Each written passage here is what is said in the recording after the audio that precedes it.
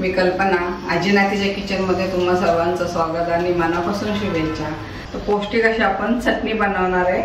त्यासाठी मी काय काय साहित्य घेतले आणि कोणती भाजी घेतली ते सांगणार आहे. इथं मी घेतलाय हा शेवग्याचा पाला आहे. हा पाला आणलाय आणि स्वच्छ धुवून याच्यातली माती वगैरे सगळी काढून टाकली. याची नुसती पानं आणि कवळे असे देठ असतात तेवढेच घेतलेले. तर हा एक शेवग्याचा पाला घेतलाय. त्यानंतर एक वाटी शेंगदाणे, त्याच्या निम्म खोबरं घेतलंय. हे तीळ आहे, एक अख्खी लसणाची कांडी सोलून घेतली. जिरं, डाळ, ही लवंगी मिरची आणि बेडगी मिरची अशी एकत्र करून आपण याची चटणी करणार आहे. आणि शेवटी मीठ. चला आपण आता चटणी करायला घेऊ. तीळ घेऊ भाजायला.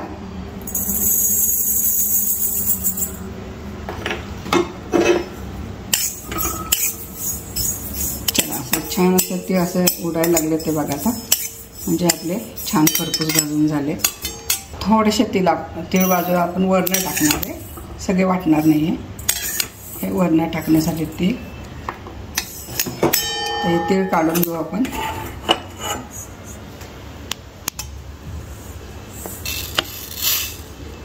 आता हे जे खोबरं घेतलं ते पण तिळासारखं असं छान खरपूस भाजून घेणार.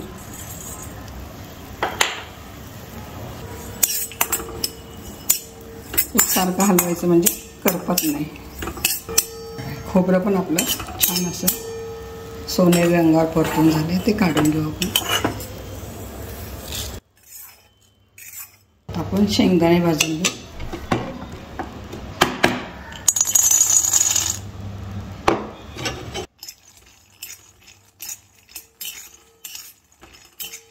एक शेंगदाणे कसे तोंड फुटतात, मग आपले शेंगदाणे त्याला असं तोंड फुटल्यानंतर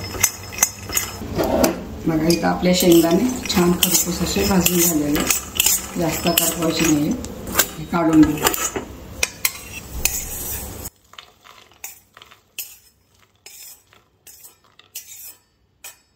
आता आपलं डाळ राहिलं होतं ते डाळ टाकू. ते डाळ पण भाजून घ्यायचं छान.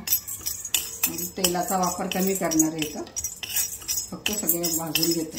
आपली डाळ पण छान भाजून झाली, ती पण काढून घेऊ.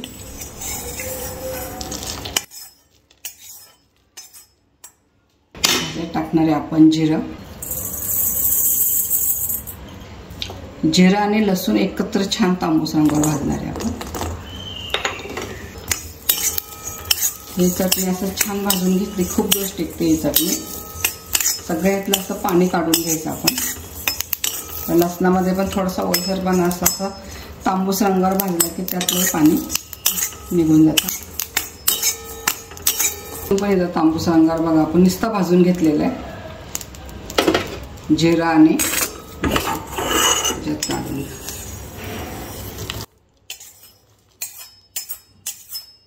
थोडंसं तेल टाकणार आहे मिरचीसाठी. मिरची तर चांगली हे करणार आहे आणि तेलामध्ये परतून घेणार आहे थोडंसं तेलात.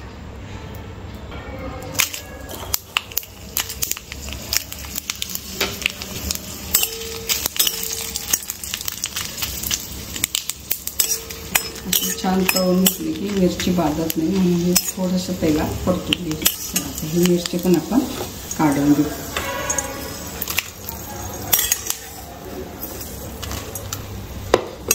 कढीपत्ता सांगायची विसरली होती. हा कढीपत्ता पण आपण तेल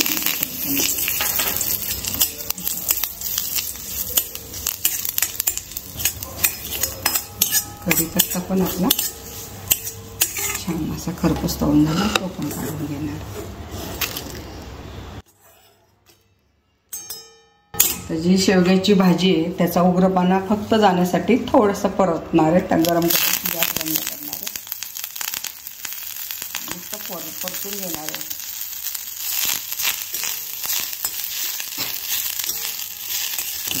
ह्याच्यातलं पण पाणी गेलं बघा, पण नुसतं परतलं. यातलं पाणी काढून घेतलं भाजीमध्ये, त्या पाल्यामध्ये. हे पण काढून घेऊ आपण.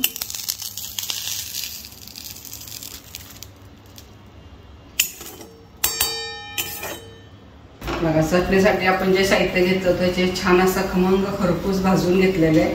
तेलाचा आपण वापर केला नाही, फक्त मिरची तळण्यासाठी तेल टाकलं होतं. तर आता हे थंड झाले की आपण मिक्सरमधनं काढू. चला, हे आपण आता मिक्सरच्या भांड्यात टाकले, थंड झालेलं आहे. तर आपण शेवटी टाकणार ह्याच्यामध्ये मीठ.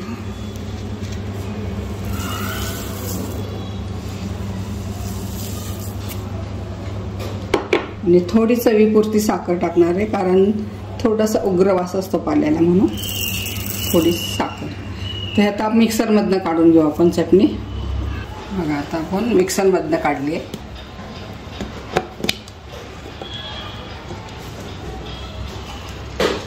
कसला खमंग स्वाद दरवत आहे. सगळे पौष्टिक आहे त्याच्यात. तीळ, शेंगदाणे,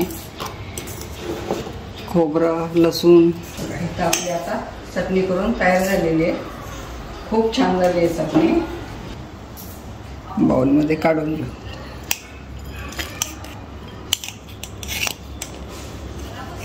आपण जे भाजताना तीळ काढले होते ते तीळ आता हे वरनं टाकणार आहे मी. ह्याच्यामुळं खूप छान लागते चटणी. असा अख्खे तीळ दाताखाली येतात खाताना. आणि आपली चटणी किती छान झाली आहे. चला, आपली इथं शेवग्याच्या पानांची चटणी छान तयार झालेली. तुम्हाला जर ही रेसिपी आवडली असेल तर लाईक करा, कमेंट करा, सबस्क्राईब करा. पुन्हा भेटूया अशाच पारंपरिक पदार्थाबरोबर. तोपर्यंत संत तुकाराम महाराज म्हणतात, मन करा रे प्रसन्न सर्व सिद्धीचे कारण.